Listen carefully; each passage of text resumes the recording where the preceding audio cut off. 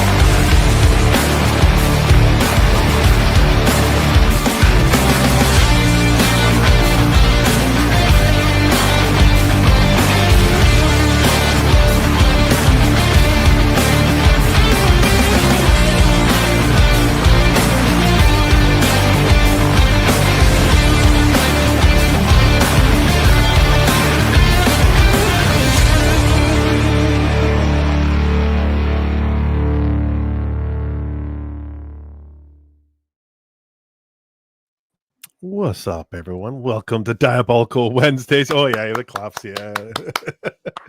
What's up, everyone? Welcome to Diabolical Wednesdays. Yeah. We're doing Star Wars. We're doing the Star Wars thing. We're doing Genndy Tartakovsky's Star Wars Clone Wars, Micro's Clone Wars, and this is way better than what you can get from Disney Star Wars, and I would say this is better than what you got from the other CG animated version for sure. So yeah, I'm excited to do this, but before we get started, if you guys could hit that like button, if you could leave a comment, hit that notification. There you go, Badger. Speaking of, and if you can subscribe to all these people here, that'd be greatly appreciated. Yeah, we're gonna get into this right away because I want to. There's some things about these episodes that I want to point out that are just nice little touches that Tartakovsky did, and just brings the Star Wars storytelling and animation to life more than what we've seen. So Badger, how are you doing, buddy? How are you feeling? Genndy Tartar Sauce is my favorite. I think he did the best Clone Wars. I wish I hadn't killed that fish. No, I wish everything in this Clone Wars, it's a Simpsons episode. I wish everything in this Clone Wars had been and it said it beautifully to go forward. Instead, they went an entirely different direction with Darth Filoni. But thankfully, we have this and this beautiful. And this is my Grievous. This is my Grievous. Yes. And Leon, you sneaky little guy. Look what you did here. Look, you sneak in first. He says, I'm first. And then he does this. Leon, thank you, brother. I appreciate that. How are you doing? We look out for our own. Yeah. I have kind of a long intro because the will of the Force literally showed itself to me 30 minutes before the show, and I have to tell you guys the story. So I'm walking up to the gas station before to get my alcohol and energy drinks because I'm professional YouTuber. I need to be unhealthy. And so as I'm checking out, this dude walks up behind me and says, "I need you to come out to my car when you're done," which is a very threatening thing to hear at the gas station. When it's just you and the other employee. I'm like, okay, the guy looks harmless enough. We walk out and he goes, "You're a Star Wars fan. What do you think of my car?" And his entire car, his entire Mini Cooper is a fucking clone helmet. Like he's got the headlights make it look like, you know, the visor. He put this wrap on it to go around to the sides. You go to the back of the car, he's got a Death Star, and then like when you hit the brake lights make it look like it's shooting. And he's like, "I figured you would appreciate this given the shirt you're wearing." I'm like, "Dude, I literally about to be on a Star Wars show in 30 minutes. This happens. The will of the fucking Force, baby." It's the Gooch Force. That's Did you what plug your YouTube channel? Did you make him to tell him to come watch? I plugged Gooch's channel, not even my own. I told him to come watch. Yeah. Oh, So wow. if you are watching, by the So way, hi. humble. Thanks for showing me your car. So Yeah. humble. Erwin, thank you for joining us, brother. Always good to see you. Last time I saw you was what? 20 So minutes long ago. Yeah. Happy to be here. Genndy Tartakovsky is super overrated in my opinion, and I was very nice on part 1. And then I heard I saw you guys absolutely destroying Arcane season 2. So I will be speaking my mind on this one. Don't you love it? Feel free to kick me whenever. Niet, look at you. Hi. Suddenly on the next one. Yeah. What's up, Niet? How are you doing, brother? I'm doing good, thanks. So usually I like to watch these things twice or even 3 times before I jump into a stream, but I haven't had much time. I only watched it once yesterday, but I was really impressed with the visual storytelling and how it sort of rounded up a lot of the issues that I thought were missing in between Attack of the Clones and Revenge of the Sith. Like, I don't understand why Genndy wasn't brought on to do the Clone Wars that Filoni sort of ruined, because this is just amazing. Like, we get to see the Jedi in ways we didn't think before. There's a lot of thematic resonance here, and just thematic resonance. I'm sorry, that was impressive. And just so much happening in this episode that I know you guys said that episode 1 was better, but I think this volume, I guess, is better than last week's volume. Yeah, I kind of like this one too. I was telling Badger that. I think I just like the first one better. I don't necessarily claim quality differentials. I'm with Badger. I like part 1 better, but I think as a storytelling package, volume 2 is actually probably the better of the two. And Also by has the more way, dialogue, which we know Niet loves. So. Oh and yeah, Erwin, that's why he has 1 million subscribers, because he knows great So art. When there he were sees it. probably 4 or 5 moments in part 2 that I either laughed at or rewound because they were so bad. Just remember that I didn't watch Arcane season 1 or 2, and I've not trampled on anything that you love. I looked up the voice actor for Anakin just so I could make sure I never watched anything else. Matt Lucas, and it is not the same voice actor who does the later Clone Wars with Matt Latner. Yes. And the fights This what guy's sold me sneaking in. on part 1, and the fights weren't quite as good as part 1. Sneaking in here. Look at this handsome gentleman. Hi, Zaxx. My Hey, peg Zaxx. brother. What's up, guys? Oh, that didn't sound right. Wait, what a peg brother. Don't say Whoa. But you win Peg it, brother. Yeah, you're taking my state. What you guys do when you eat hamburgers together is your own business. We touch buns. we touch buns. No pegging. Machines are gonna get 'em. Oh, the machine. Yeah, the machine's got him. Oh, they got me. Oh, Fucking here we true. go. Oh, okay. Yeah. Okay, Yeah, you're yeah, here. Yeah, so we pegged, we bunned, all of it was good. Clone Wars Volume 2. How do you feel about that? Clone Wars. I'm excited. I just finished watching it actually like 20 minutes ago, so it's fresh in my mind. I'm ready to talk. And Erwin looks very like clean cut today for some reason. What's Yeah. with that? Yeah, I'm glad that you like what's going on here, because just wait till I get started. You're not gonna like what's going on in the bottom right corner of the screen. Okay. All right. I here would for like it. a disclaimer. I'm getting Grogu. Yeah, you get him. Oh, you son of a Erwin's bitch. mad that people don't like Arcane as much as he does right now, and we're gonna feel his wrath. So Yes. Well, hey, Buckle if we're up, gonna be Buttercup. overcritical of Arcane season 2, Before we get Well, Colin- started, I want to let you know. Calling this a I think masterpiece. every episode of Arcane has gotten marginally better as it's going on. So, just saying. this is terrorist activity, by the way. Just so you know, right? What's going on right here? Quick hello. I'll do a quick hello to everyone. Lovely Sherry. Thank you for dropping by, Sherry. Thank you.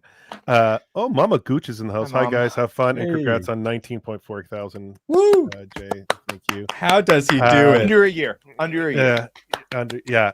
We're in a Bly. Thank you for joining us, brother. Always good to see you. Anthony Shaddix is in the house. What's up? Timescales. I just did an interview. I re-interviewed the Gooch this afternoon. Educational fun sub to get notified when it's out soon. Yeah, go check him out. He had a conversation with me today. It was a lot of fun. He's got a lot of interviews over there. Please go check him out. It'd be great. Scrolling down, Gucci Nos is here. Whenever I see Gooch, I get butterflies. I realized what he said. You double end Genndy's name. Oh no.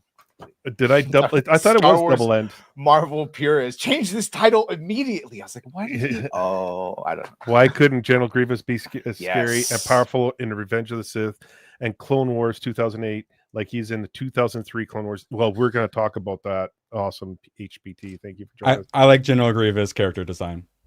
And Also, Dooku I and Yoda. Everyone else's is hot garbage. CFH 90. I almost named my channel Awesome HRT, so we got something in common. There you go. Thanks for joining us, brother, and thank you for the gifting the Gooch Gang membership. Appreciate you, bro. Also, it went to my alt account that's also watching this, so thank you, CH90. OG in the house, Eraserhead. What's up, Eraserhead? Always good to see you here. Boosh is here. General Kenobi. Thank you, Boosh. We have UK Gamer. Thank you for joining us, brother. Appreciate you, man. He joined us last night. Got gifted a membership and he joined us. Oh, good ones here. Riding the Filoni pony. No Filoni's here. Not with that attitude. Big Ship's here. And we'll quickly scroll down. If I miss anyone, I apologize. Alex Moore's here. Thanks for joining us, Alex Moore. And I think Silent but Star deadly. No, Star Wars Marvel Fuse. What's up, Star Wars? Thanks for Nat snuck one in there. Niet. Tactical Sneaky little strike. devil, you. Gucci Gang membership. 5 Gucci Gang memberships. Thank you, brother. I guess I'll have to play a video now for you guys. All you guys playing, sending memberships out. I greatly appreciate it. And I'll give you. Let's go with this one. Oh my God! What did you do? What do you mean? What did I do? I shot him. Why would you do that? Why would I? I just gave you a full dissertation on why I do that. I told you, shoot me or I shoot him. Those were your choices. And Bobby made it in. What's up, Bobby? Thank you. Thanks, guys. I appreciate that. Well, let's get into this, shall we? Chapter 21, Micro Clone Wars, Genndy Tartakovsky's Clone Wars. Right off the hop, I love what they did with this shit. Like, they kind of customized it.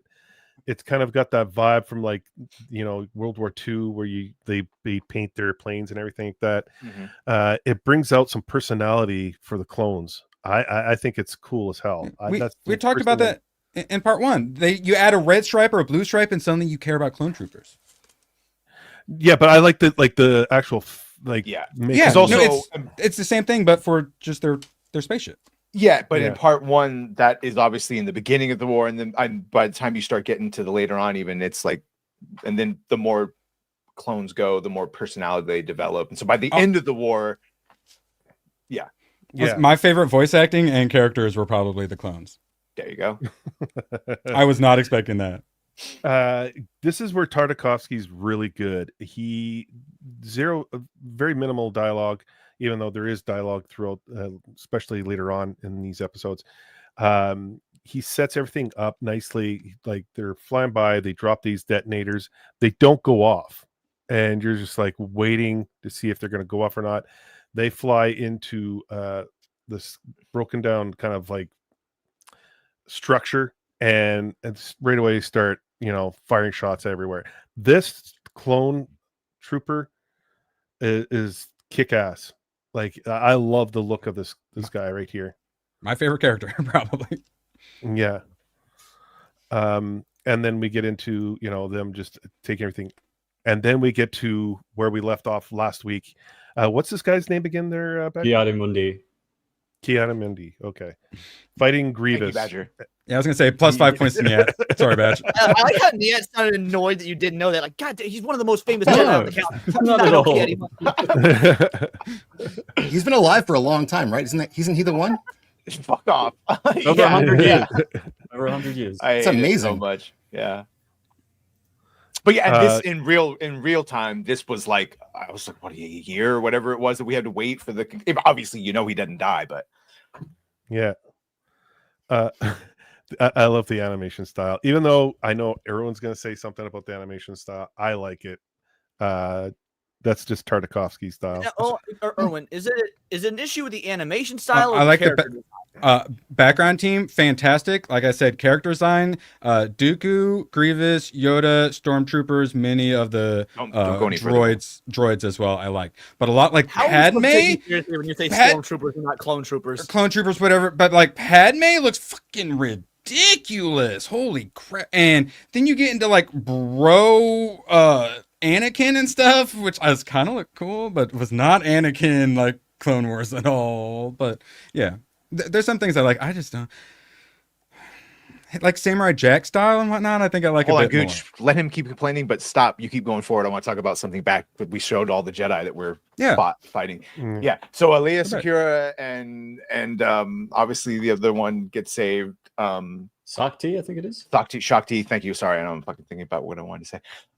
And the one that we see on the ground, Karuk, the one that looks like the furry, basically the thing. He's actually still alive, even though he shows up later on in the Legacy series. Dope character, but all right. Uninspired, dude. I hope you're doing well.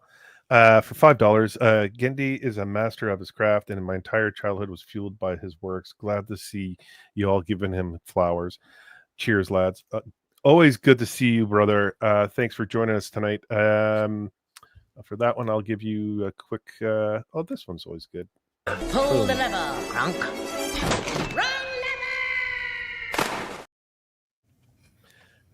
Always good to see. Go ahead, Zaxx. It's possible that someone on the panel, I won't say for sure, has had some voice acting experience. And imagine giving that contract for the Tartakovsky film or Tartakovsky animated film where he's like, oh, we need you for like 15 minutes at most to do your entire role. You're in and out. It's like a phone booth. People coming in and doing their roles and voicing their parts with no time required, with no script, because he doesn't need it. He just shows it all. Well, I'm showing a lot of restraint right now. I just want to point out. Sorry. No. Big old break. Go through you. The voice acting is so fucking bad. Yoda and the Clone Troopers, I did like that voice acting. The Clone Trooper had way more emotion than the main characters. Anakin and Obi-Wan sound like they were dead inside. How do and you like hate the in a Anakin, closet. Anakin, I can understand, but I disagree. But Obi-Wan sounds great in this. What are you talking about? He sounds Obi-Wan bored. Yeah, that's sort of his. Like Obi-Wan's supposed to sound bored. He's sort of annoyed with Anakin's antics all the word time. is reserved, and it's I'm the the same one who goes on to do Obi-Wan for 7 seasons in the Clone Wars that everyone loves, James Arnold Taylor or whatever his name is. Fred Flintstone. Obi-Wan also comes across as though he's frustrated that they're in the war to begin with, because it doesn't seem like the kind of thing he thrives in or enjoys doing. And just lost his like the master and whatnot. He kind of forced into being the new master and having to do war and train his Padawan while the war's going on. I don't know what the voice acting is. You think it's bad? I don't know. Maybe it's because I haven't watched this in a long time, and I've watched other stuff since that sucks so badly that watching this, I didn't really pick up anything that I needed to nitpick on. It was just fun to watch. And I know that's like a low bar for this, but it's way better than most Star Wars has been. Maybe Erwin doesn't like it because the characters actually have emotion in this, as opposed to the prequel trilogy. That was the problem. There weren't emotions. That's what was bugging me. A couple of the times I did laugh at how bad it was from the voice acting. I looked up one of the voice actors because they were so bad. Oh, and speaking of character designs not looking the best, the schnoz on that. Holy shit. It's like Rankin Bass is what that looks like. I told you, kick me whenever you want. No, you're allowed to I speak for one your am a mind, fan of Master Schindler. Like, it was Nice. fun. It was fun on this channel. Go ahead and just kick Leon while we're at it too. was that too much? Was that too far? I apologize. Schindler was a good one. What do you mean? Yeah. I see when I watched this, and I've watched it, I think 3 times, maybe even 4. I really appreciate the storytelling told by Tartakovsky in this series. It's to me, this is top notch. This is the way Star Wars. This is the direction they should have gone with. The animation, that's Tartakovsky. I can see why people may not like it, but it fits his storytelling. So take it or leave it. But I like it. He's a master of pulling you in, and emotion. I don't know how you not get the emotion from it. This is more emotion than we've gotten from Disney Star Wars, for sure. And even this moment, it's an right animation here, choice. yeah, There were a couple of character moments I did like in this one. yeah. There's more emotion on this kid Anakin's face than there was in the Phantom Menace. In this one Yes. still image. Are you telling me that you didn't emotionally and spiritually feel lifted when you heard him go yippee in Phantom Menace? Not one bit. Poor form. This part right here where he's telling him his spiritual path, and Badger, you could probably talk on this, or someone else can talk on this a little bit more, but now this was a vision from Yoda, correct? I mean, they show him meditating, so one could Yeah. infer that he's possibly seeing that. Yeah. Yeah. Now, knowing all the books that you've read and the material that you've watched on Star Wars, did that actually happen with Anakin and Qui-Gon? Did he actually go through that like, or is that's something that he just I had that don't vision for? know that. Obviously, you saw the interactions you saw with him in the Phantom Menace, and then he died. Yeah. So this is just a Force vision, I guess. Yeah. Yeah. Because that's the same ritual that Yoda puts Luke Skywalker on, right? Like he goes Right. through Yeah. and he asks him, what's in there? Only what you bring with you. Yeah. So I thought it was a nice callback. And I like this part here where Obi-Wan suggests to make Anakin a knight, Jedi Knight, and everyone starts chiming up saying he has to go through the proper channels. And then the one Jedi stands up and says, like, this guy right here, and I don't know who this guy is. Rancis Sopissus or Obsissus or some shit. He's really old too. Like he actually would have been alive during the Acolyte. Is he a snake? Like his bottom looked like he was like wrapped around like snake or something. What the hell is he? I didn't think he looked like that in the movie. The old one. Yeah, this was probably my least favorite of the micro episodes. He's in the council in one of them, like CGI'd. Mace, do you guys like Mace Windu? He's the one of the people I dislike the most. His voice. I love Mace Windu. His badassery was nice, but other than that, the character stuff not so much. Everyone knows my thoughts on Mace Windu. What?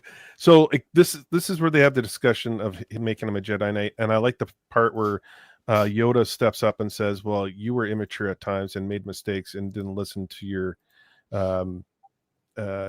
mentor." And Yoda just decides he should be a Jedi Knight. His face is the shape of a Punisher skull. Yeah, true. Thank you everyone for joining in. I appreciate all you guys. Thoughts on this, like the introduction to this series, like for this volume. I liked it. I think you get a lot of storytelling, you get a lot of depth about the Jedis and why they're like, especially Yoda is upset with everything that's moving forward.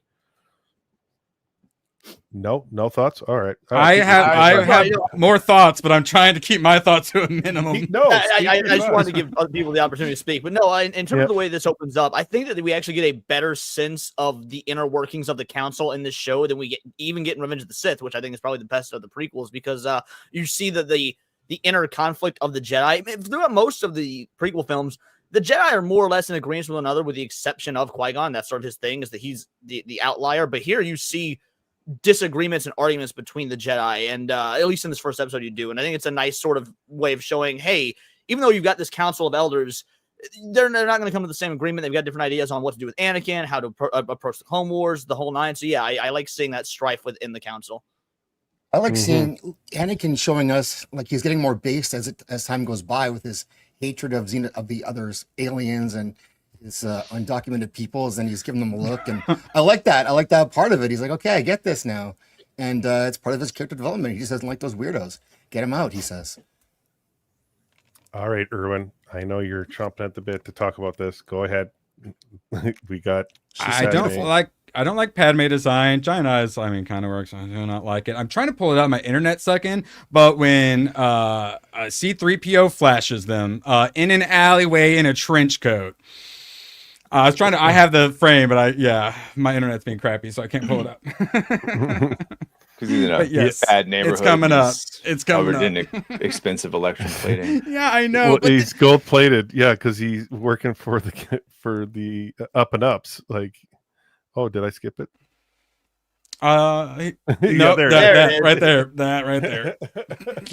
Draw me like one of your French bots. Probably my favorite moment of the whole series.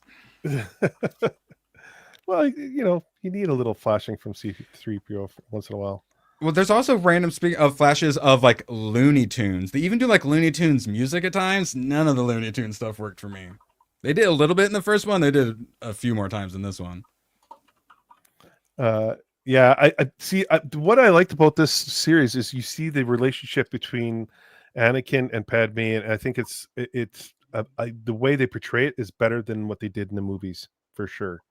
I don't know what you guys. I hate sand. It's hard to compete. Yeah, exactly. So like, I don't know what you guys, when you're watching this, what your thoughts on their relationship in this, but I thought it was better portrayed in this. Even that there's another moment we'll see later that I thought was, obviously leads to This other scene things. is so damn cool. Hold on, before we say what we like about it, why is this horrible, Erwin? Oh, actually, I was about to say, he's a 10 out of 10 visual storyteller. Although show don't tell, he does fantastic. But every other category of storytelling, he just decided, I'm going to do not applicable here. Which I'm sorry, I count as a 0. But for what it is, fantastic. I actually like that moment where he has like, what was he got like praise or something? Or what Obi-Wan said he did a good job. And you can like just see in his eyes like how he almost wanted to like cry and he was happy about that or whatever. Yeah. Is your goal to teeter on the line of people not unsubscribing from you, but getting as close as you can? I'm not saying it's a 1 out of 10. I'm saying it's a solid 5 out of 10. But for what it is, like a 7, 7.5 out of 10. He's mad that people are being critical about Arcane, so he's going to punish us by being. Oh no, this is how I actually. This is how I actually felt. And the first one, no. Well, this is how I felt about the first one. I was just, I didn't talk about it because I wanted people to have their fun and enjoy it. Right. But the Padme stuff was awkward. I found it awkward. I found her voice almost too like childlike for me. When I heard her say Annie, I thought, is this Ahsoka? Is she already here? And no, she wasn't. But honestly, that's not a joke. I thought that sounds like, because I'm used to the other balance where, she is much older than him. So much older than him. Yeah. But I felt like the relationship was stronger in this series, like in this animated series. It is, but it seems flipped to me. It just seems flipped. Well, I get where Zaxx is coming from. Yeah, like Anakin's definitely more dominant in terms of like wearing the pants in the family and whatnot, as opposed to he's very reactionary in Revenge of the Sith. But to be fair, maybe he was always like that in Revenge of the Sith. He sort of is subdued because of the visions he's having. So he's older, and he's been fucking her real good since they got married. So he obviously the power dynamic switches, and yeah. And he's gone through a lot more experience, as you see here. He becomes a Jedi Exactly. Knight. I'm not a huge fan of the Padme Anakin dynamic, but what I think this series perfects is the Obi-Wan and Anakin dynamic. Whereas in the films, Anakin's a bit more childish and whiny, which I really didn't like. Here, he's a bit more dominant. He's strong-willed, and I thought that fit a lot better here. Yeah, I like her keeping the braid and putting it with the Japor snippet. Well, his confidence has grown tremendously. Like he's gone through a lot of trials already. And they even mentioned it at the Jedi Council that he's gone through way more than any other Jedi has gone at this point. So his confidence is through the roof. So like, yeah, he's swinging a big stick right now, and he's letting everyone know that he's not to be. Oh, go back and frame if you'd be so kind. There. Love this show. This is such a beautiful callback to Phantom Menace. I know most people don't like that movie. Whatever it is, what it is. I think it's great. Putting his braid in there with the charm that he carved for her on the ship. That's the Japor snippet that you then see her be buried with in Revenge of the Sith. Mm-hmm. Beautiful that they put that in there. And thoughts on how she looks here, there, Erwin? I like it all right. Is that when they do the buns on her, the side of her head, earlier in the alley, and then in the first one, is what bugged me about her design. But no, she had a couple that look good. There are many Anakins that I like, and then some Anakins that like towards the end when he turns into like Giga Chad Anakin that I thought was a little weird. But also, I at the same time I like mullet Superman, so he kind of went mullet Superman, which I do like. But it was not very like Anakin from the movies. I mean, Hayden Christensen put on 40 pounds of muscle. He didn't whip his shirt. Well, he doesn't. He has his shirt off. He is significantly bigger than your. And like, so he has the like mullet, like Jedi mullet ish thing in the movie, but like here he has like the Tartakovsky like mullet, so like it looks a bit different. I love the look. Actually 40 pounds though. Great. It's what they reported. That's a lot. 40 pounds of muscle is a lot of muscle. I'm saying. 40 pounds of weight. Excuse me. 40 pounds of weight. How about that? The comedy in this opening scene here, I went back and forth on while watching whether or not it worked, because I'm like, okay, this isn't Star Wars comedy, but by the same Looney token, Tunes. it is That's what funny, I meant by Looney like, Tunes. Yeah, I'm very mixed on this opening scene right here. It's very Samurai Jack at that point. It's very Samurai Jack. And This that's is kind of one of my big. part is cool. One of my big compliments in the part one was how many like things he puts on screen. This is where he started putting a bunch of blobs in the background. What's so impressive is like all of them are detailed and there's so much stuff going on, but then they start like they must have be running out of budget or time, and everyone starts turning into blobs in the background. Blobs, so yeah, like blobs right here. And Wolf Guy, I'm still a big fan of Wolf Guy. And this is the hair where he starts getting a little like, is this Anakin? He's got hockey hair there. That's hockey hair. Yeah, the Gretzky. And then we get to this part right here where I forget the planet they're on here. Beam. Yeah, this Obi-Wan just hating the environment, and he's been there for a month, and they're like, yeah, we're right on course. It's 3 months, another 3 months, and he's just like hating it. And then Anakin comes in and starts eating bugs, and Obi-Wan's just like, why are you eating bugs? Trudeau. This is also one of those like weird Looney Tune moments. Yeah. Is this what like Anakin does in like the other Clone Wars? Is this like his personality, or that he's not fazed by war and he thrives in it? Yeah. And like he just sneaks over the base and like steals bugs and stuff. Protein's protein. It's Anakin sort of being cheeky with Obi-Wan, because the important thing isn't that he's got bugs, it's where he got the bugs from. So he's leading him on to get to that. And I thought it was a little bit silly, but I do like seeing a bit more personality in Anakin instead of just the whiny bitch that we saw in the films. That's what I appreciate that too, because like in the movies he's just such a sap. Like it's like, and it's the combination of writing, direction, and acting. It's just like it looks like a stage play.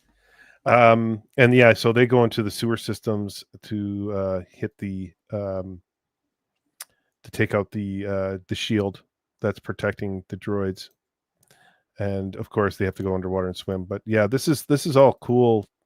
Like I like this stuff because you get to see why, like what makes, like we only hear about it in the movies. We don't really see it too much. I mean, yeah, we see the fight with Grievous and we saw the fight with Dooku, but like this, you get to see them fight multiple, enemies and the planets. Like I like how they pull you into the planet. Like you get the whole environment, you get the feel of the whole environment. Tartakovsky is really good at that. Yeah. You see the growth of Anakin's character, and you also see the side of his impulsiveness, because he just wants to go out and lightsaber the droids, and Obi-Wan's like, no, there's another tactic, and Anakin's just like, well, that's not fun. But after this, we get this entire montage of all the battles that Anakin is involved on, and you get the sense that he grows like a couple of years within just a couple of weeks, which is phenomenal. I kind of expected when he was talking about the scene, about the other army, that I thought maybe he was going to tell us that he had actually already taken care of the army himself. I expected that to be the reveal, not just that he got the bugs and came back, but that he'd already done it all himself and waited for people to realize that. That would have been cool. Yeah. What your thoughts on the Wookiees? I was about to ask. So these are Wookiees? Okay. Yeah, yeah. And that's not Chewbacca, is it? There, Badger. I surely do not think so. No, Raise this kid, Jesus Christ! It's 2024. Chewbacca would have already been an adult at this time, as seen in Revenge of the Sith. Yes. I didn't see color or fur. And this part right here, where you see the clones like using camouflage in the forest, and those are separatists or clones? Aren't those the droids that are? they're the coming droids. up? Yeah, droids, they're droids. Yeah. And they're taking off because they know what's happening. And yeah, it's I thought this is great stuff. Again, Dooku. Dooku training Grievous. Everything he Grievous. said here is great. It explains how he was able to fight the Jedi. That you should have fear and surprise and intimidation, and if any one of those things is missing, you should retreat. Yeah, and don't focus on your trophies. Focus on your what was it? Focus on your mission, not your trophies. Yeah, I basically. Yeah, just Yeah. like don't let your trophies be a distraction to what it is you're trying to achieve. 100K on YouTube. This is probably my favorite part. Because like I said, those two character designs and them fighting, and then Dooku's like it's super easy mode for him, and yeah, this is probably my favorite part too. Yeah, I also love when they're fighting and he says, "Control my center line." Like, don't let me just backpedal. Mm-hmm. Yeah, actual good like strategic advice, like fighting advice, life advice. Yeah, it was good moments. Yeah, this is what I wanted from Grievous and from Dooku. You get this in the comics before they Grievous training Asajj, and at a certain point, Quinlan Vos, who's going undercover as a Dark Jedi.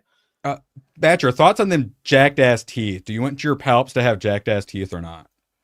He should have jacked teeth and fingernails. It's dark side corruption. Yeah, I support it. Yes.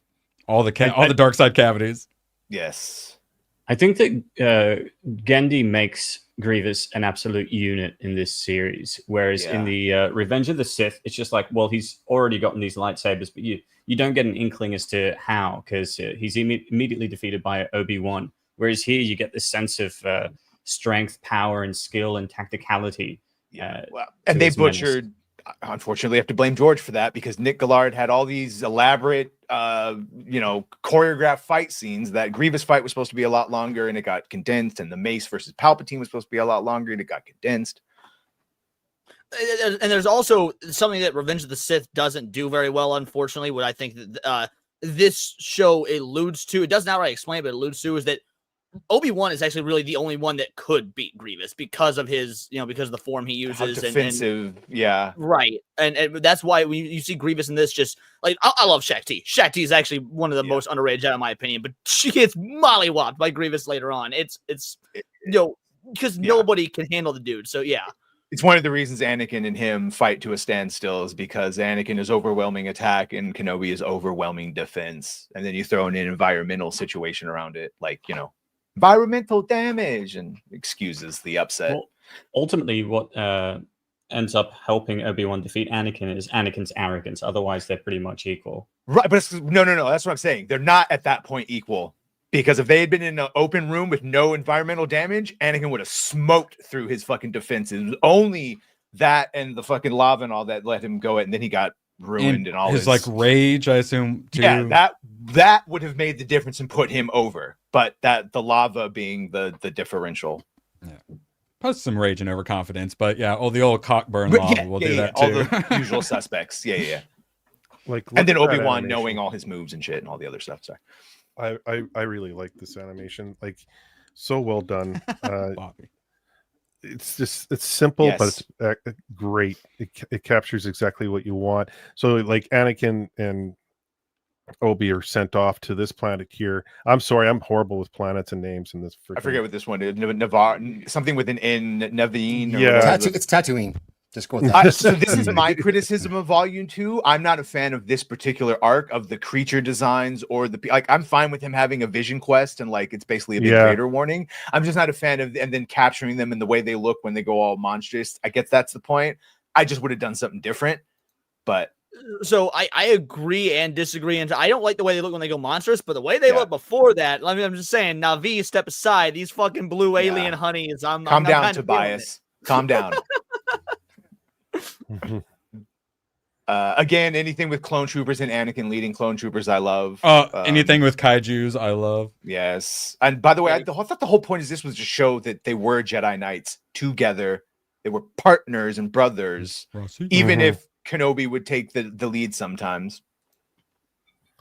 Yeah, and we kind of like, even when they were going through the sewers, he said to him, I guess this is the plan that we're moving forward, like respecting what Anakin did, right? So it was not like, even when you get to Revenge of the Sith and you go, this time we'll do it together. I was about to say that, like, yeah, you know, and it's also because like Obi-Wan does have a genuine trust in Anakin. While we always talk about whether he need a father, not a brother, this and that, there is still the master apprentice dynamic by this time. Wait, don't go any further, Gooch.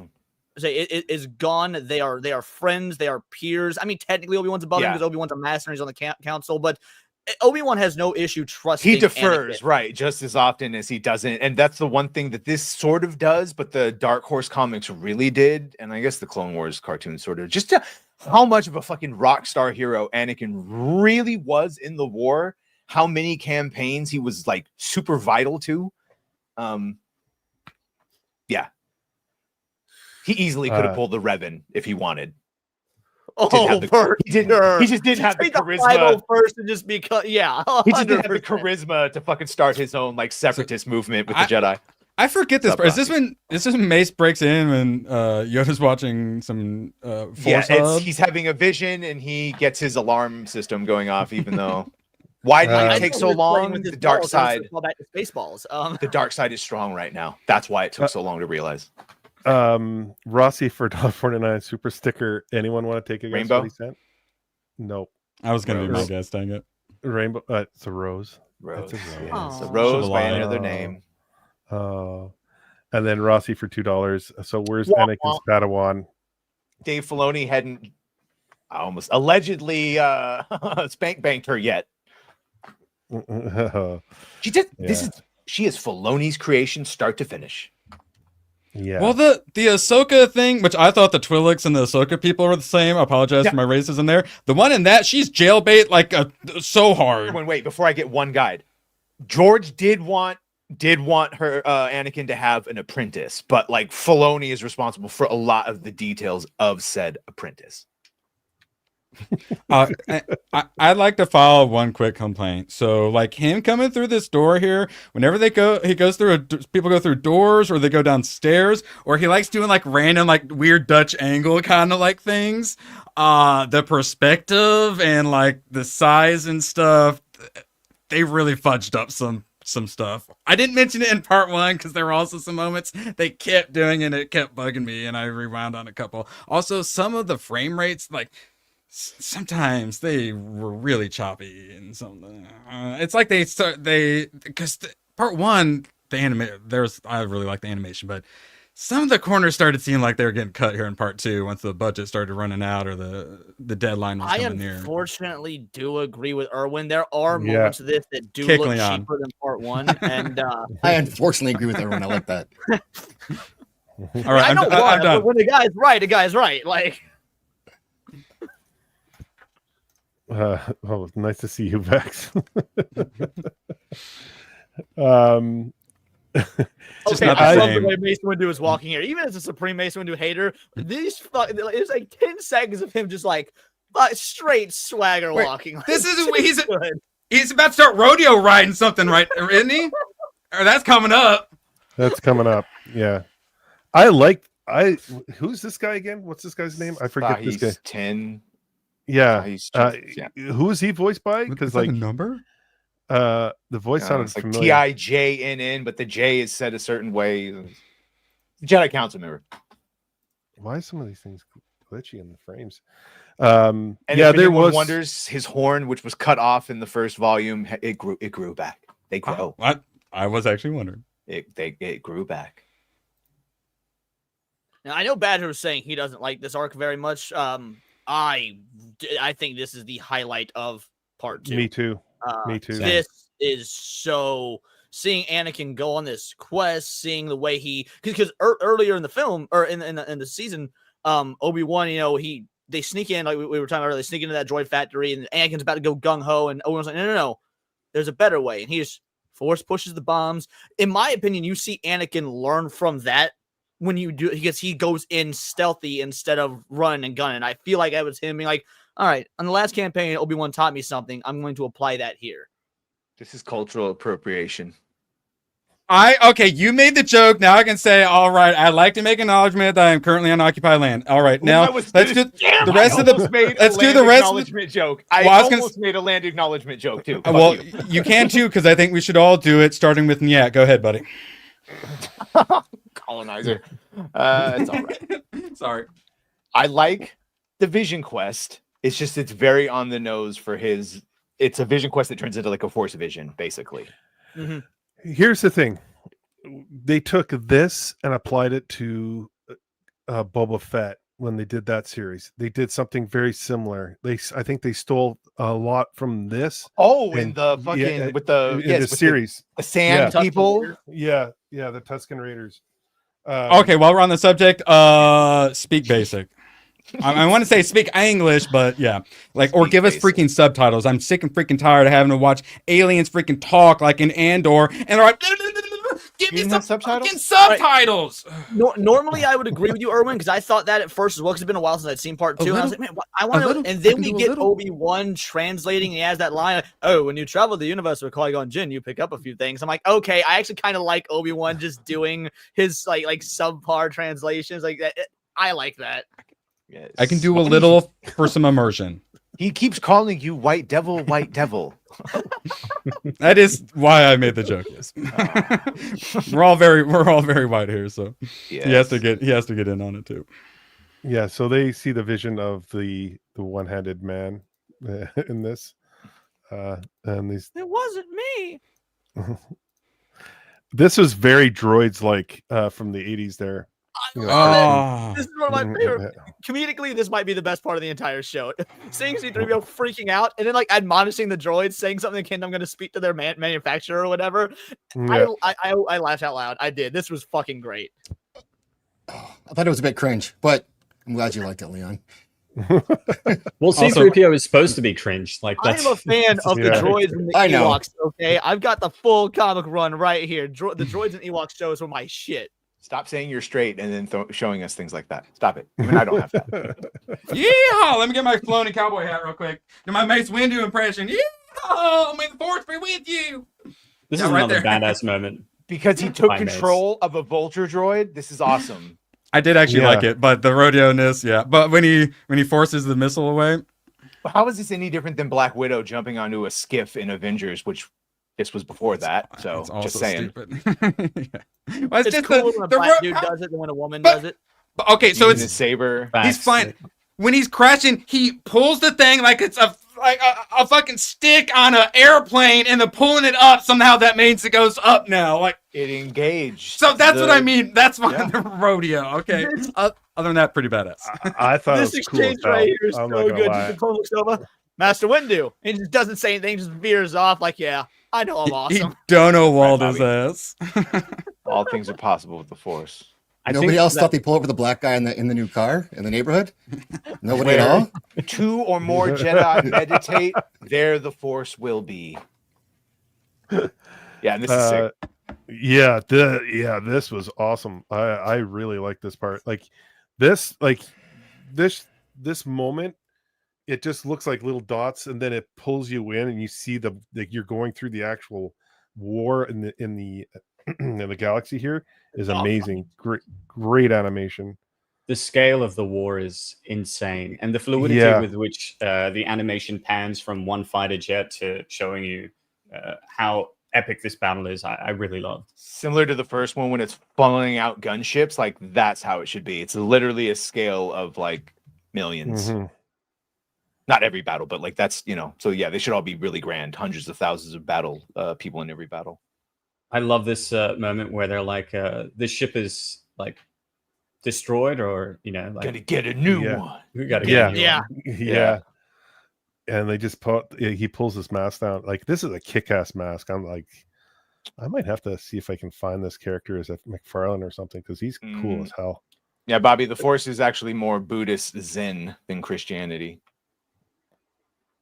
There's a will, but it's ambiguous. There's no focal point. Blobs. This is what I mean by blobs. Right. The blob of troopers. Yeah, and that's what the big epic stuff was amazing. I was happy to compliment in the first part, but then it started getting blobby. And what was so impressive was they managed to add detail to the bajillion things going on, and then it got blobby. But the blobs are few and far between. Yeah, it's an economy of animation, like blobs. But that's but it's one of those things. Yeah, you probably don't notice it, but then if you're trying to be hypercritical and then you notice the blobs, I started seeing the blobs. Why are you trying to be hypercritical, Erwin? This is perfection. He told you in the beginning. But I'm not wrong. They are blobs. You're not wrong. They're not blobs. They're not blobs. They're not detailed.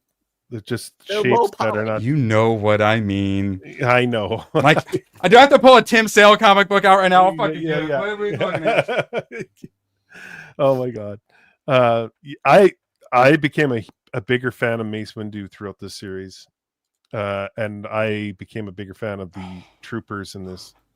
I was already a stormtrooper fan, but the troopers are competent in this. Yeah, I mean, fuck stormtroopers. These are clone troopers. So you became a fan of clone troopers. Yeah, and then this is the moment where we find out that the guy with the one hand has to go on a spiritual journey, go into Mother's telling him to go into the hell, as they said. I think the words they said he has to go into the fire, hot place or fireplace. Yeah, in the fire. Into the fire. And of course, Obi-Wan pulls out his hands, showing him that it's Anakin that has to do it. And then this battle with Yoda and Mace Windu as they're being attacked on it's Coruscant, right? Here? Yeah. And don't take that tone with me, Badger. Not the tone I was giving to you. I'm waiting for the other hammers to drop. The only inconsistency that I'll point out here, which I found a little bit odd, is that aren't the droid diggers supposed to have a shield, which we see in the prequels? Here, I feel like we don't see the shield at all. Droidicas, if you play any game and you lift them up, their shield for some reason turns off. So I'm assuming they just got deactivated when you lifted them up like that. Not just in this scene. We see the droid diggers throughout Volume 1 and Volume 2, and I don't think I remember seeing a shield go up once. I'm sorry, I thought you were saying droid diggers. You mean the droidicas? The spinny ones? The droid diggers. You know what? I'm blaming Genndy then for not animating shields. Sure. Sorry, Ross. Are you happy now, Erwin? So I would like to complain earlier. I held it back, but when they stick their head up all Looney Tunes out of the sewer, and then the droids run, oh, did you say something? And how the droids are like absolute morons. Come on. All right, sorry.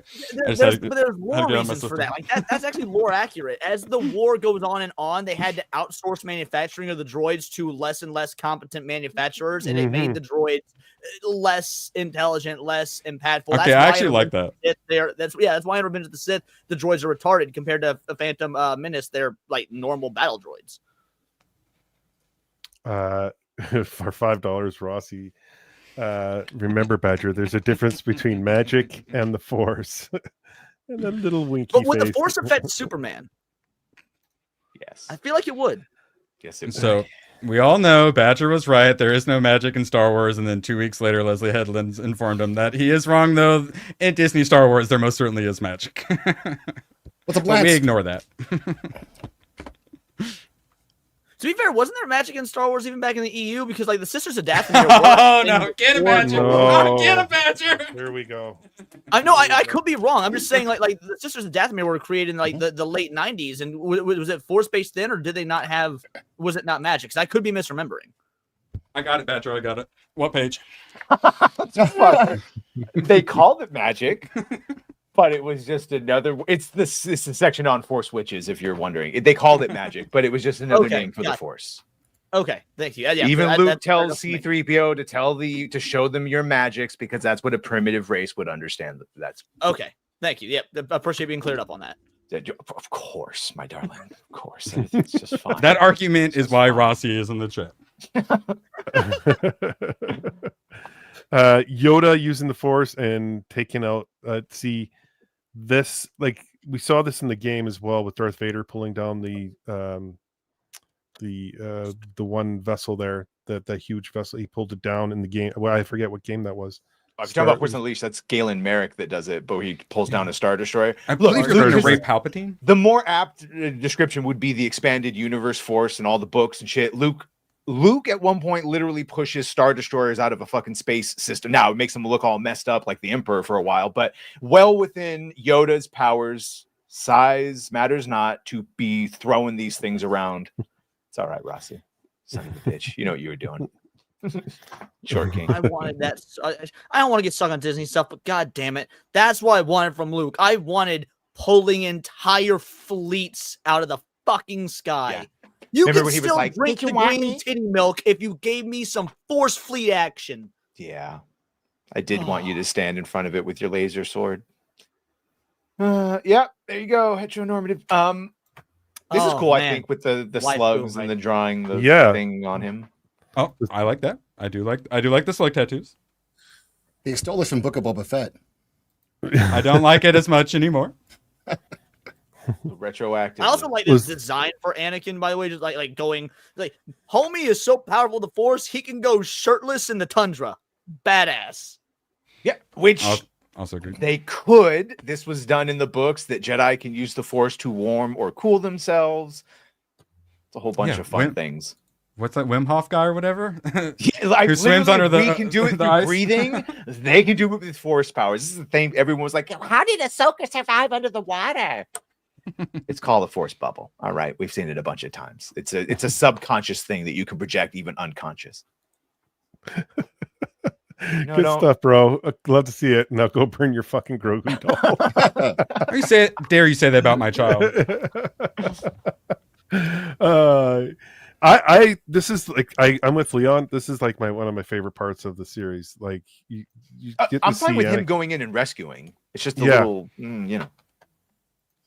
just the spiritual part of it, like the indigenous. No, part. I don't like the creepy little wolf Indians that they have. Like, I don't know how to. And then I don't like when they turn into monstrous little wolf. I don't know. It's just weird. It doesn't feel like Star Wars, even if it's Star Wars. I would have gone with a different species. Well, I was gonna say I like the adventure aspect of it, which isn't a Star Wars work, because a lot of this has just been battle. Having a little bit of adventure and mystery was kind of nice. Less Tobias Fox furry, more a lot of other badass species in the world you could have done. I guess is what my thinking was, but it's fine for what it is. Oh god, this scene is so great when he's just pulling out all the different So weapons dope. and just murder fucking these droids. This is so cool. This is when I realized that he was my favorite character. Yeah. Also pretty. That's a different one, but this one. No, nah. I'm pretty sure this You're is the wrong. guy that ends up being fucking. I think his name is Commander Bly. He ends up being like Palpatine's main, right? His main dude. Yeah, this is Bly. Yeah.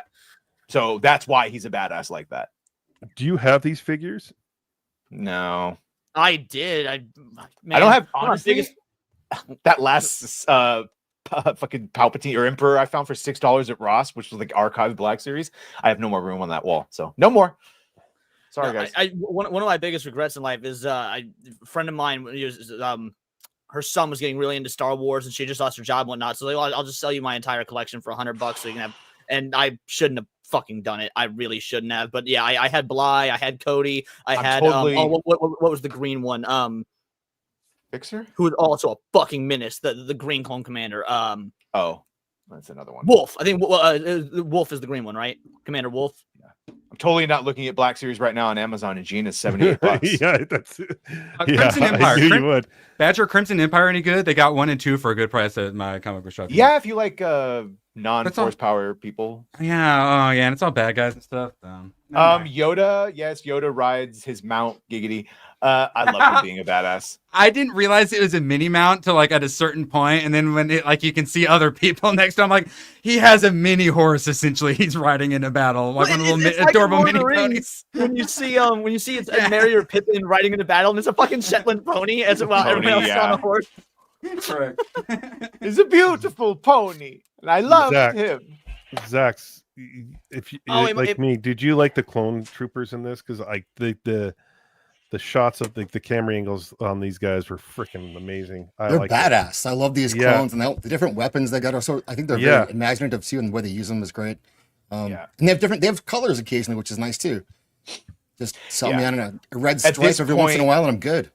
Yeah. I said at this point we've switched to the phase 3 armor where you can see they're starting to look more like stormtroopers. It's the full visor with no break, and they've moved to colors being divisional instead of rank based.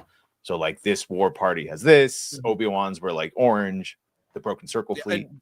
By the way, Star Wars Model Pierce and Eraserhead. Thank you. It's green, not wolf. Wolf wears like a gray and blue. Yeah, green. The green was green. They'll get you. They'll get you every time. I appreciate it. Thank you Oh, for yeah. the correction. I also I like how Anakin. You won't see this anymore, but this Anakin is a jacked white guy with his shirt off with like woad paint on him, Celtic woad paint Yeah. runes, and he's going out to be a hero. So enjoy that now while we can, guys. I'm here Well, for it. I like that, but like I that do too. is That's fantastic. that is Anakin? Because I come in not knowing a lot of it. That's Why didn't we get that in the movies then? It's even Anakin if you read the book adaptation. Really? Yes. Okay. Yeah. God, I will agree. I do like the Anakin in this more. Read the novelization. Totally. Of Revenge of the Sith. Yeah. It is. You know that scene on Mustafar when Anakin comes in and like kills everybody in the movie? In the fucking book, they're all like, "Oh, Lord Sidious offered us peace," and Anakin's like, or I guess Vader at this point is he says, "The transmission cut out. We heard pieces," and he like fucking, and then he murdered. It's so good, Bro, and dude. that scene, a lot of that got filmed, and then George, I love him, but he pushed out. Really? And he cut a lot of the. He had Anakin crushing Wat Tambor, the one that would mess with his voice box. He had Anakin forced just like crushing the dude, and then cut that out because it was too God. hardcore. I know. Yeah, a lot of people are saying this is like way better Anakin, and Rossi says he needs to watch this. I thought you watched this. Like I thought you were a huge Star Wars. Well, he fan. might mean again then. If you Oh, haven't again. seen this, bro, yes, this is whatever. He's Yeah. he's alpha male. He's Even he's heroic. Ahsoka, unfortunately, when Hayden was allowed to be Anakin again, he tried to act more like this Anakin than the movie Anakin because this is what he wanted to do. Also, we're about to get a bunch of Shaq T action, and I just gotta say, I love it. She's dope. so fucking cool. She is a Are we talking very about underrated. old jailbait? No, That's that's Shaq T? Ahsoka. No, that's Shaq-Ti's an adult. Ahsoka. Shaq-Ti's an adult. Okay. And For even me, Ahsoka by this point would have been legal. By this point. For me, Shakti represents the principles of what a true Jedi disciple should be, like what Anakin should have become A lolly. if he weren't corrupted. No, Shakti, just not extremely Ahsoka. competent, very brave. Yeah. Even against overwhelming odds, she's a Jedi through and through. Well, and I would say Kiadi Mundi as well should have, but like, of course, these are all the good ones that. And Plo Koon was about whatever. I don't know how you could say in the books, dude, like he's a fucking prick, though. Caddy Mundi's a prick. That's not all books wrote him that way. Like Fair the enough. original I like him because the original comics I read were him hunting Shrad Head on Tatooine and him going to his home planet, getting laid by his wives, and people being called tech rats. Where do you think that name came from? For having too much technology. Yeah. It's also this is the- amazing that Anakin can't have a wife, but fucking Kiadi Mundi can. I get it. His race is dying. He needs the space Mormons. It makes sense, but still, you would think he could have gone to bat for Anakin or something, but whatever. The male birth rate for the Serene species is very low. So it's like 1 in 12 or some shit. Just can't wait for Ray to fix all this for us. Ray is gone. Canada, blame Canada. That'd be great. This So is obviously the Grievous Palpatine one. sets this all up, right, to be kidnapped. And Grievous does not know that Palpatine is Sidious, by the way. Yeah, you kind of get that. Like he's like, "You're lucky they want me to keep you alive, old man." In the end, there. And he hits him here as well. Yeah. He's- Yeah, Palpatine does a good job of feigning fear, and it's like a chimere and whatever type thing. I love the animation on the scene when like the Jedi and Palpatine are running from Grievous, and Palpatine's running animation is like he's Well, 'cause he does prancing, run he's like all- that. It's so good. But I love how Shaq T just like force pulls him away and then take him. Such a good line. Like, shoot this motherfucker. It's the nicest way. Take him. And yeah, just getting destroyed. I think before Yeah. they decided that he could open his arms and hold 4 sabers at once. Which No, we see that in this. Yeah, he does it. Is it in response to when Dooku tells him he needs to use the like obscure moves or something like that? That's what I got, because Dooku tells him he needs to use like the the out of the box moves. If you And go that's back, what made- I do not think he actually opens up his arms. He just uses his feet. And He flips hasn't around. done it No, yet. he opens his in the arms. Yeah. chamber scene when he's fighting the 2 Jedi and they're holding him off, he then breaks them out and slaughters them. I was waiting for it for an hour and 50 minutes. He does he does eventually do it. Yeah, this scene right here where they're using the Force to try to hit. Badgers, Grievous this dude, this is like Black Canary situation for these I think dudes. it's the or- first time Okay. we've seen Ithorians do this, and I always headcanon that he was using the Force to like enhance this. But I don't remember. I've never seen an Ithorian in any other project ever do this again. Force yodeling. Rossi for 5. George said that Ahsoka's what Jedi supposed to be. She's supposed to be the best of them. Hashtag Ahsoka the White. Oh my god. Yeah, the position was already filled by Shakti. Sorry. Yeah. Shock lolly. I fucking always hater, love dude. Yeah. Well, I was complimenting it in part 1 because when he first shows up and they're all scared shitless, it was great that she was cute and adorable. But now it's like she's the main thing. Yeah, I assumed she was like 12. She's not. No, Shakti is like she's a full-grown adult, Bro. and to be Well, fair, she's- it's just a character design choice because when you look at her in the films or in the I'm video saying- games, she is. This is my emotional fact, but it has satanic vibes. I said it. Thank you, Matt. Even the facial expressions from Palpatine. Palpatine. Yeah, thank you. It's pretty I funny. guess real quick, I guess this is my just desserts because the contempt and everything Erwin is saying is how I feel about like 99% of the anime he tells me about and all the animation, including Arcane. I'm Think it literally looks like shit, hate Dude. it, would never choose to watch it, but you love it so much. So allow me to tear down something you love. I'm as well. giving this a 5 out of 10, which is the exact same score you gave Terminator 0. Did I? I should have given Terminator 0 lower than 5 out of 10. Jesus. Yeah, the rewatch wasn't good. We were a Yeah, little too nice the first time around. yeah. That sounds like I would have given it lower. I don't know. I know, but where is that energy while watching this? That's what I'm saying. Oh, I actually like this. I tried to gatekeep on this. At another time, I will be doing not a review, but an actual breakdown of the Clone Wars, so I could talk lovingly about it. But yeah, no, that's where my energy is. Yeah, shame we did not get this General Grievous, this amount of It's a real shame. badassery. It's a real shame. I would not be a Jedi. I'd be Sith for sure. Yes, But yes, Darth Goochius. Darth Gucci Gucci is- is the there it is. wise, There it is. Darth The Gucci one. is- a seducer. The Good most call, Daniel. diabolical of the Darths. Yes, exactly. Only super battle droids too. Yeah, I didn't know that hammerheads could like sit there and use this. Hammerheads. That's a pejorative, I think. Ithorians. I think you just did a racism. I'm not sure. Yeah, I was just gonna say, did I do something racist here? Why don't you call her a tailhead while you're at it? Oh yeah. Well, anyway, that hammerhead can he do those things? Poor guy. They Well, can according in to this Gendy, one. he can. Yeah. This is He another found a reason. way. This is one of the reasons. Another reason why I love Gendy's series here is we get to see not only the Jedi, because in the prequels in the original series, I feel like the Jedi are only using 10% of their capabilities, and here we get to see a bit more. Probably not the full extent, but even this little detail with the hammerhead, it's just fantastic. Like, it's so inventive.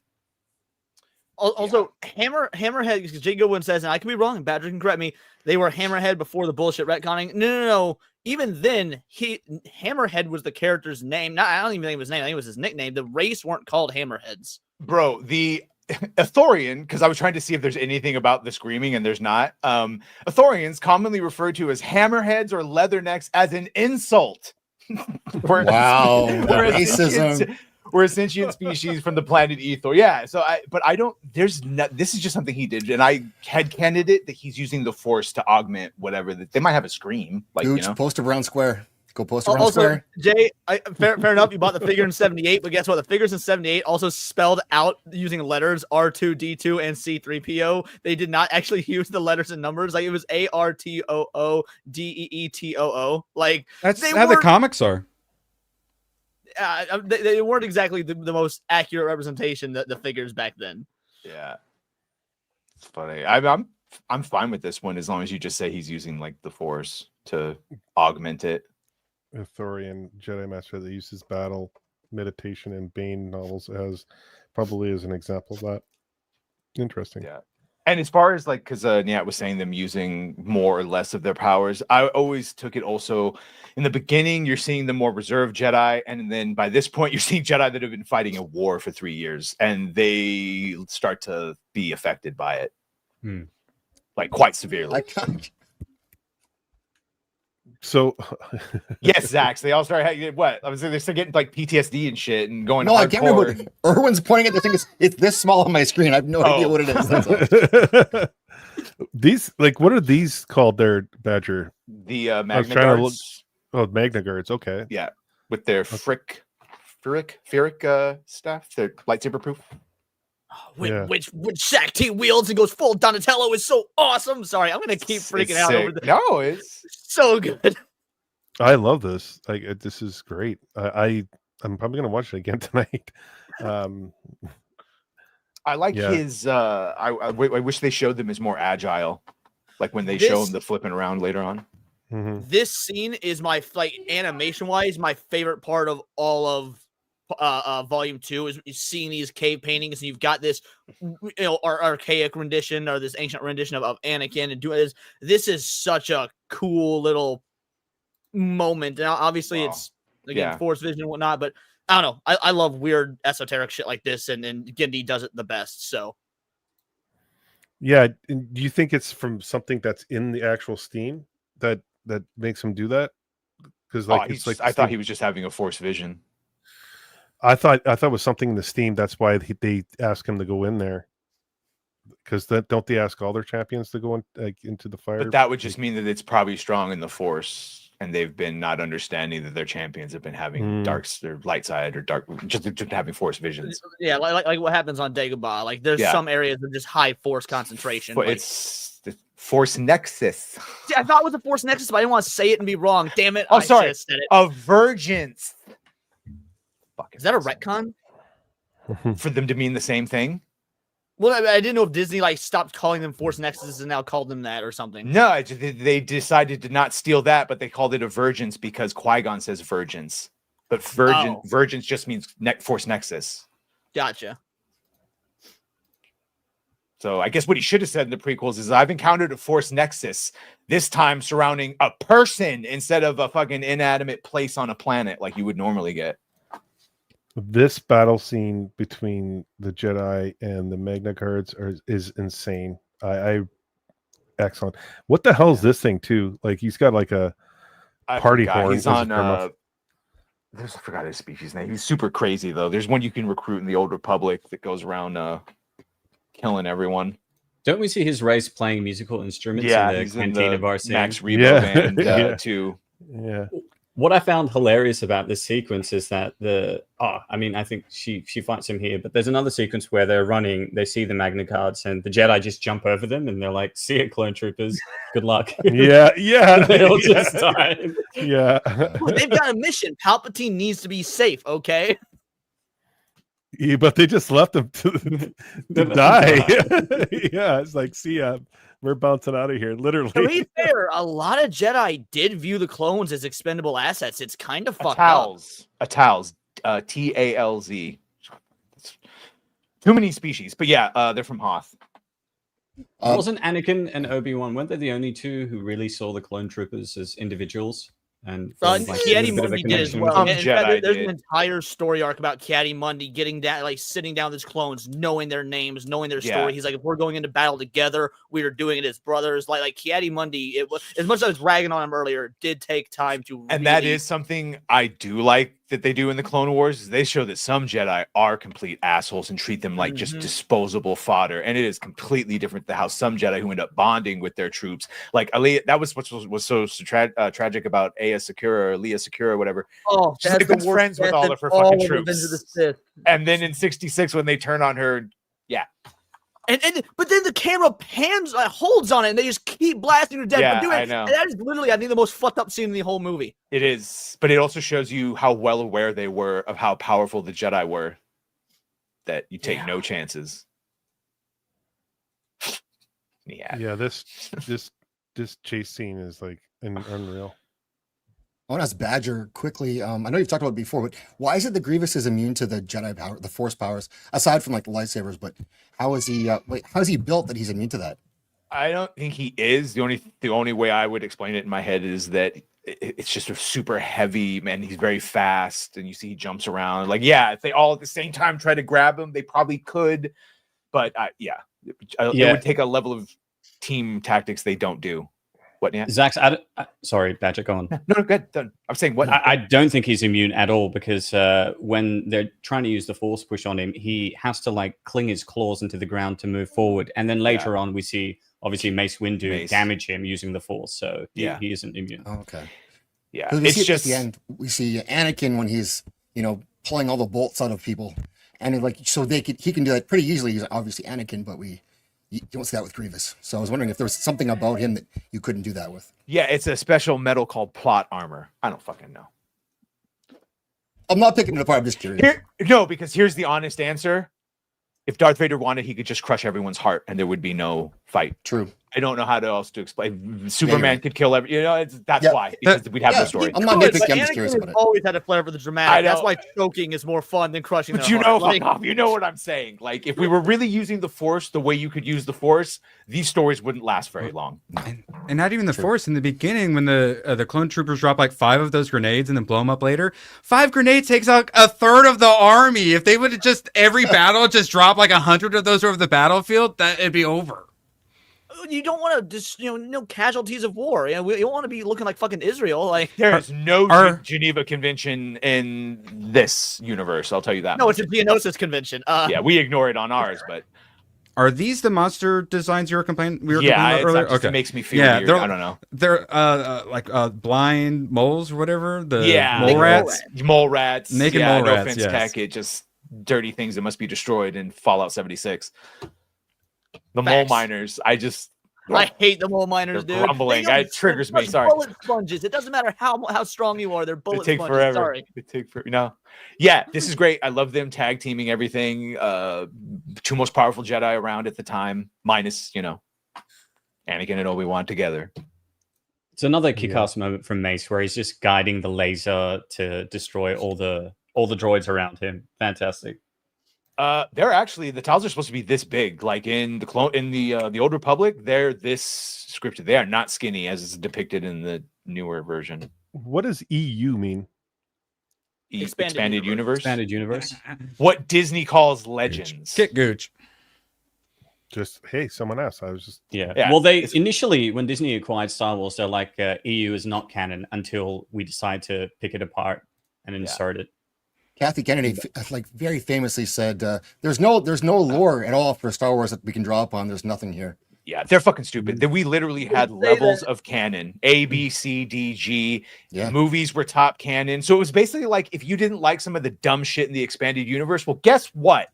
Unless you saw it in a movie, it wasn't really all that canon. And then if you saw it in a video game or a comic, well, it's pretty canon, but you can ignore it, type of thing. And then they just took all that out. There was some dumb shit in the EU for sure. For sure. Oh, sorry. But it was great stuff too. So yeah, no, go ahead. Amazing stuff. Because George himself is the one that laid out the A through G system, and basically his thing was run it by me, and as long as it doesn't conflict with the movies, those are the if those 2 things are approved, it is canon. That's what Pablo used to do. Pablo used to be in charge of Pablo Hidalgo before he sold his soul. Okay, that's what I was talking about. I didn't realize that. Okay. Yeah, Shaq. no, That, by the way, that's terrifying of Shakti, like backing up and like goes quiet. I'm like,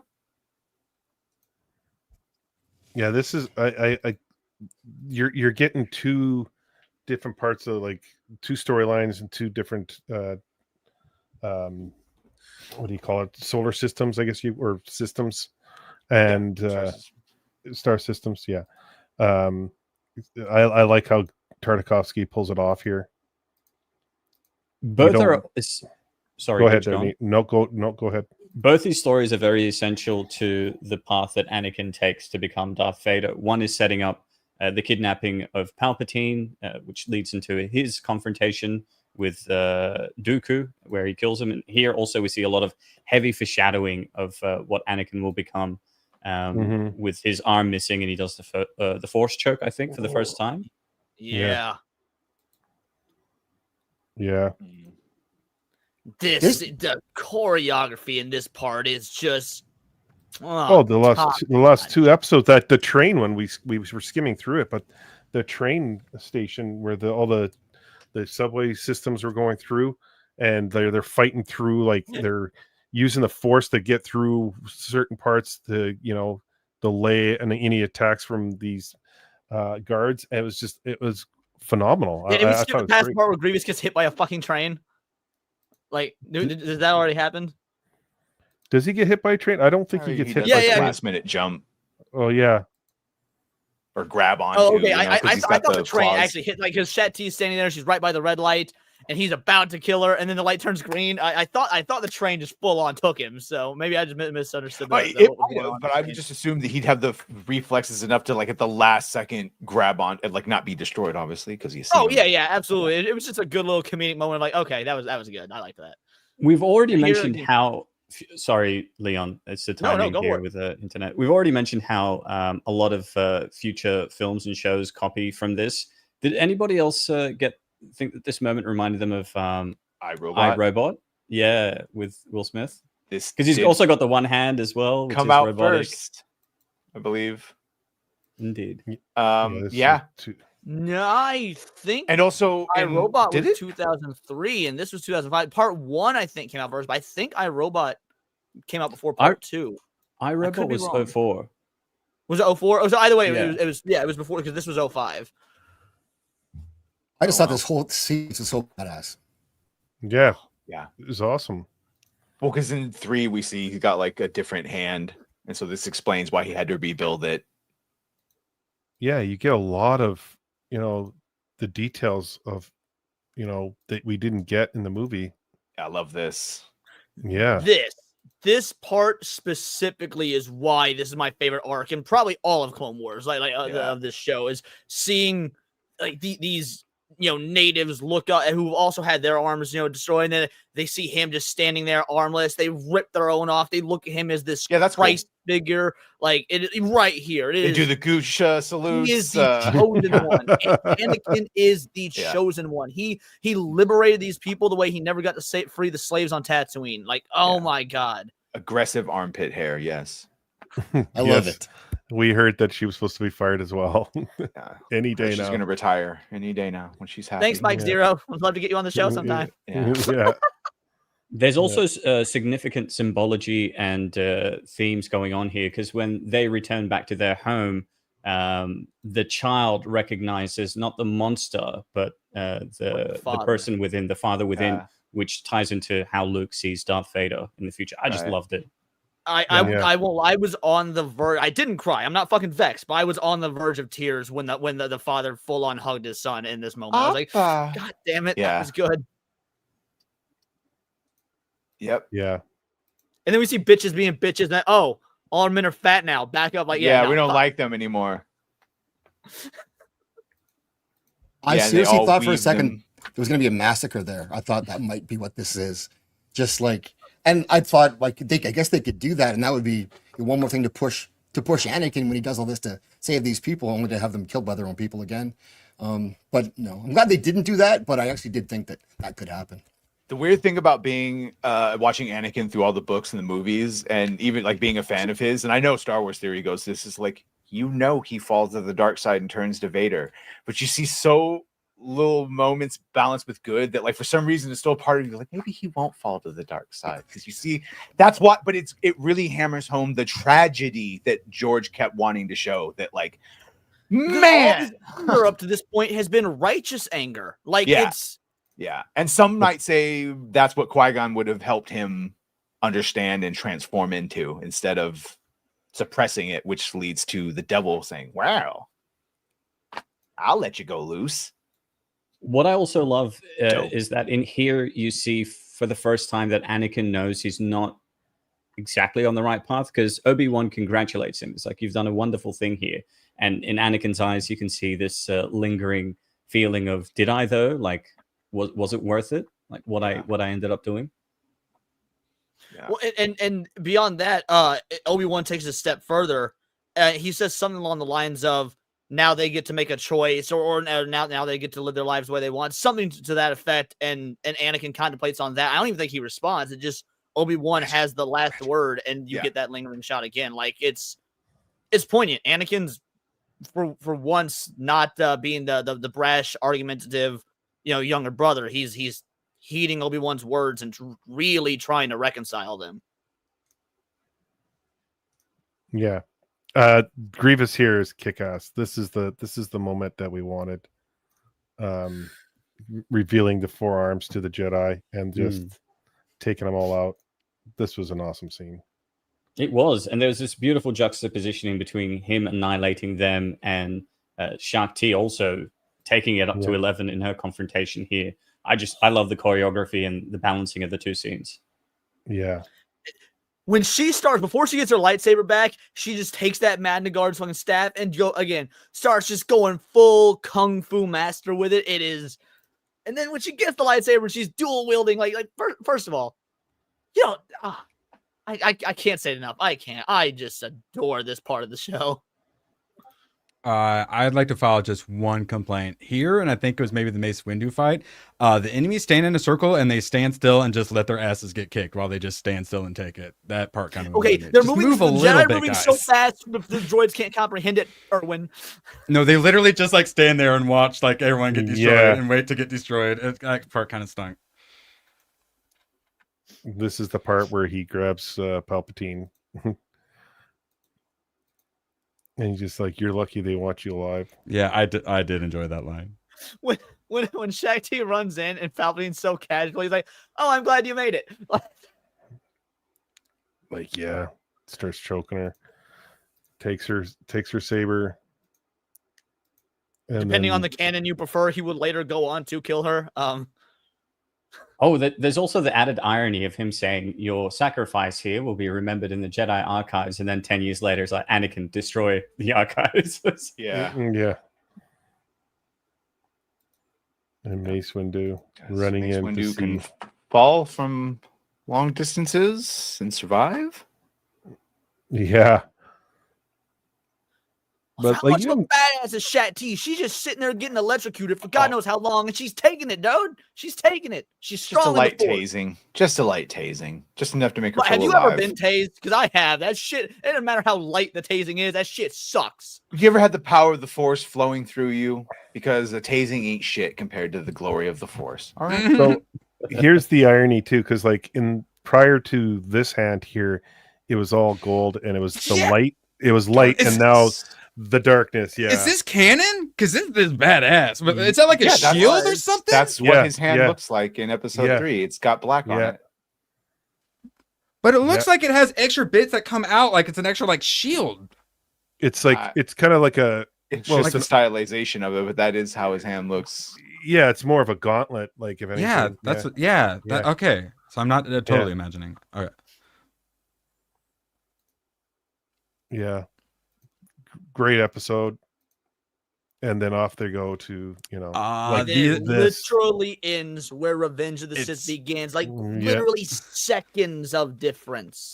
You guys had said that, and if not for that, I would not have known. I rewound it because I thought like I screwed up or hit a button or something. I was very unhappy with that ending. All right, last complaint. Are Are you still unhappy with it now when when it's recontextualized of you turn on Revenge of the Sith and it's just literally seconds after this? Like, one of my big issues is this doesn't stand on You its share my own screen? in the slightest bit. Did they ever even say Shock T? Right. Like, I don't even know Shock T. Okay, yeah, that's what it looked like in Yeah. episode 3. Yeah. It shows it Yeah. when he wakes up from his nightmare and he's got it like he's What holding the his head in his hell? hand. They should have had that, whip that up way more. That's badass. I like And that. then he's obviously got the he's got that under his glove. But yeah.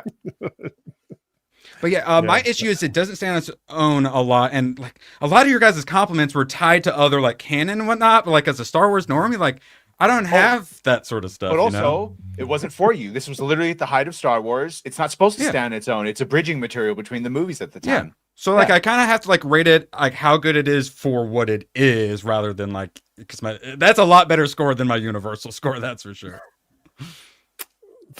So yeah, so let's go around the horn and give our scores and give any takes you want to give. Zaxx, what would you give this out of 10?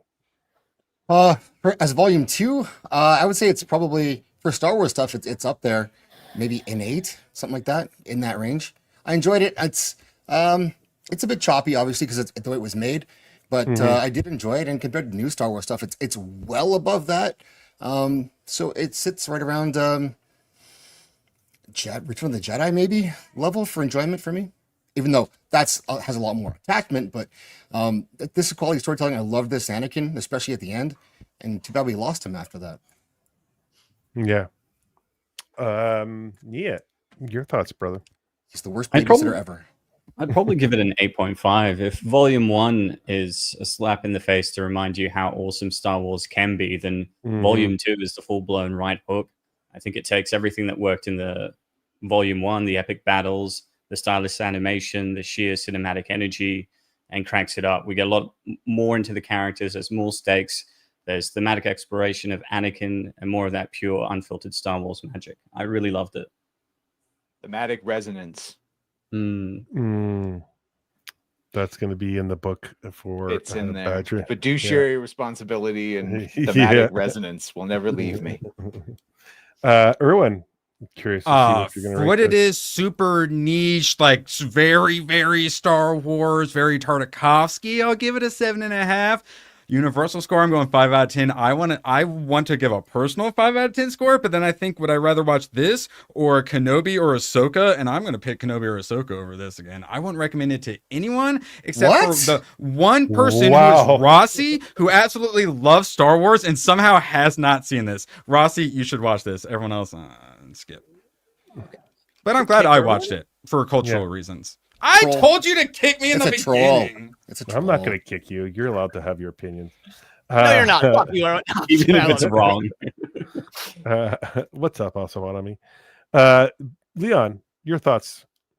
Well, I have said this for every review we've done so far. I will probably say it every review. I cannot objectively review Star Wars. Now, that being said, I think that if I'm trying to be objective, this is better than part 1. I like part 1 more because I'm sort of on the opposite end of the spectrum of Niat. Well, first of all, I'm on the spectrum somewhere, but I'm on the opposite end of the storytelling spectrum of Niat in that I like part 1 better because there is less dialogue. Everything, it's very much more show, don't tell. The thematic storytelling is done without dialogue in a lot of instances. However, the dialogue we get here is actually pretty damn good for Star Wars dialogue, regardless of what Erwin thinks of the actual voice acting. You've got good dialogue. I didn't like some of the dialogue. There were some good lines, but a lot of it I kind of cringed at a bit. And then there was the Looney Tunes. Sorry, I had my time. I'm sorry.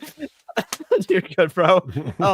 Yeah, no, I do think that the longer run times and you're being able to switch back and forth between multiple different scenes as opposed to trying to keep it to one concise story is also a boon to the storytelling. I believe I gave part 1 a 9 out of 10, so I'd have to give this one, since I do think it's a step below for my personal taste, an 8.5. But man, I look at them as a package deal. This is the very first time I've ever, since them airing at least, not watched them all in one sitting, because I had the DVD and it was like you just sit there for 2 hours and watch both, and it's the length of a Star Wars film. So breaking it up last week and this week was actually kind of a unique and cool experience as a way to watch this. Awesome. Rossi says, I'll try to watch it before the next show, Gooch, for $2. Thank you, brother. Yeah, I think you'll enjoy it. There's a lot of information there, a lot of canon and lore that you appreciate. So I know I liked it, but Badger, your thoughts on this? Also, series? and what? Sorry, Oh. one more thing. In what world do you get to watch Shaggy from Scooby Doo get murdered by General Grievous? Like, that's pretty fucking cool. Yeah. By the way, that Jedi's name was Shaggy. Like, he is a cameo of Shaggy from Scooby Doo if he was a Jedi.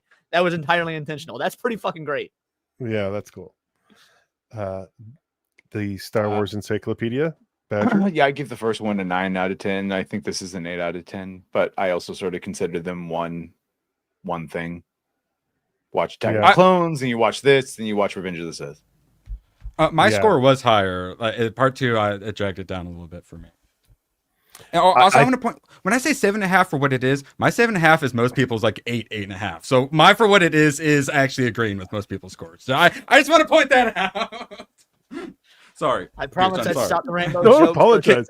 Feel free to kick me. I don't care. It's fine. No, I'm not kicking you. Yeah, I'm glad you recommended it. Because I totally forgot about this series. I've watched a couple here and there, and I never really got into it because a life and all that kind of stuff. But yeah, watching it now, it's man, I wish they would have stuck with this because it's way better storytelling. So yeah, for me, this is like for Star Wars stuff. This is an 8.5, 9 out of 10 for me, easy. Like, and it's Tartakovsky. So you put Tartakovsky on anything, I'm going to give it at least an 8.5, 9. So what does he actually do? Because there are other like storyboard people and writers. He's the director, producer, and like, so what does he? He's the lead animator, isn't he? He's lead animator. He's also writer. He writes with Derek Bachman. Those two come hand in hand when it comes and like the to, credits, he didn't give him a writing credit. It gave him direct produce and then like animation director or something like that. So yeah, he does actually write. This one, I think he was working with someone different. I think it was Derek Bachman that he had worked with this one. I could be totally wrong. Let me just take a quick look. I also might be, but because I was wondering that myself. I was looking through the credits. Yeah, it could be Bachman. I'll take a look afterwards. But yeah, I'm pretty sure it was Bachman. Because Bachman works with him on everything, and those guys have just been killing it. Like, because we've been doing the Primal reviews, and man, like last night was a great stream, going over 7 and 8, and then doing this, it's just even it just continue in my mind, just continues because this storytelling is so good with like little to none dialogue. It's Everyone talks about Bachman. You never mentioned Turner and Overdrive. Sorry, that was stupid. And they're from Winnipeg too. You're welcome. You're welcome for them. Yeah. Well, let's quickly go around horror. Where you got a stream coming up right away there, Zaxx. What you got going on there, brother? I do in about 20 minutes, maybe. Well, I'll be late for my own show probably, so maybe we'll say 30 minutes. We are going to be talking about some of the new stuff that's come out this week and ended. So we got Silo, episode 1. We've got Dune Prophecy, or Dune and the Sisterhood of the Traveling Diversity Checklist. I think that's probably a bit more apt of a description of it. And Arcane. Is it good? Is it not? What are we going to do with that season 2? And is anyone still watching that? And whatever other stuff our panel wants to recommend people to watch, so you not watch some of those shows if you don't like them. That's what's on tonight. And you can catch Zaxx on there, and I'll probably skip in there right after this. And woo! And what you got going on, brother? I'll be on your show for Arcane episode 2. Yes, Badger Den, my show we're covering Alien Resurrection, and then probably Late Night with the Gooch this weekend. Yep. Sounds good. Erwin. Stream tomorrow. Put out a members video the other day, me playing a SSX Tricky style indie game. That was actually pretty awesome. And about to go harass my homies at the GCA. Nice. And you can catch Badger and myself over there tomorrow as well. Leon. Oh wait, are you joining us? I knew you were joining us Friday. You're joining us Thursday as well? Yeah. Oh, yeah. All right. Sorry. Sounds good. Sorry, Leon. No, you're Leon. What you got going on, Leon? I will also be hopping on over to Zaxx's show after this. Double stream night, baby. Let's go. You'd Yeah, love to see let's it. do it. Cannot wait to talk about how much I'm not going to watch Dune fucking Prophecy. So that's going to be great. And then beyond that, tomorrow back for Arcane. Friday is my Friday night show. Oh, and of course tomorrow, this is the third Thursday of the month. Me and Foxy Moxie have that Crime of the Month, our true crime podcast, which will be right after Arcane. It's just lead one into another. We're gonna go from talking about a shitty animation to shitty people. I'll let you guys decide which is worse. And then Saturday, SNH, Sunday, possibly late night with Gooch. Beyond that, it's just it's been a great time to be back. I've started finally making videos again, and sort of doing some time management. But man, thank you so much. This was an absolute blast. This is pretty much the late night with Gooch panel right here with a couple others. So, Badger, what you got going on, brother? We'll just do tomorrow. Pre-game for open bar. I don't remember the name of it either. Don't worry. Yeah, Man Talk or whatever the fuck we call I it. don't But, know, work in progress. Show up on his channel at 12 o'clock. We'll be there talking about things. Man Talk. Be And great.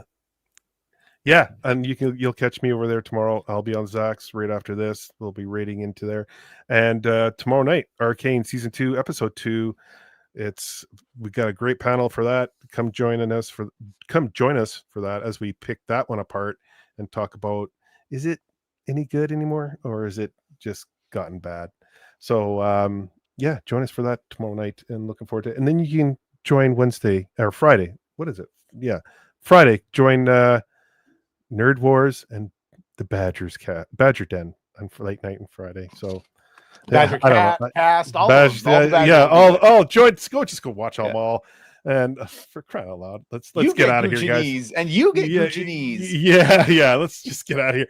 Thank you for everyone. Chat, you guys are awesome. Thank you so much. Appreciate you guys and all the super chats and everything that you do, and the panel, of course. Everyone, May the Gooch be with you. Yes, may the Gooch be with you, and stay Gucci. See you guys.